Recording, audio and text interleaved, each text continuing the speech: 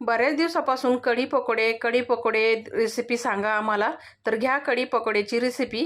1 वाटी दही, 3 चमचे बेसन, 1 मिरची आणि 2 लसणाच्या पाकळ्या मिक्सरला फिरवून घेतल्या. नंतर ते बॅटर साईडला ठेवून दिलं. नंतर 1 वाटी मी इथं बेसन घेतलेलं आहे.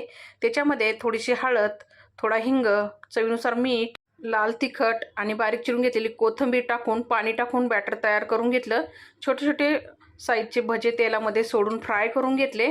भजी फ्राय झाल्यानंतर कढईमधलं तेल काढून घेतलं. 1 पळी तेल ठेवलं. नंतर त्याच तेलामध्ये जिरा, मोहरी, ठेचलेलं लसूण, हिरवी मिरची आणि भरपूर सारा कढीपत्ता, हिंग आणि हळद टाकून चरचरीत फोडणी तयार करून त्याच्यामध्ये वाटलेलं मिश्रण टाकून घेतलं. जेवढी कढी पाहिजे तेवढं पाणी टाकलं. उकळी काढून घेतली. चवीनुसार मीठ आणि कोथिंबीर टाकली. गॅस बंद करून त्याच्यामध्ये भजी सोडून घेतले. तयार झाली मस्त अशी कढी पकोडे. बाजरीच्या भाकरीबरोबर किंवा राईस बरोबर कढी पकोडा एक नंबरच लागतो मंडळी. भेटूया पुढच्या व्हिडिओमध्ये. धन्यवाद.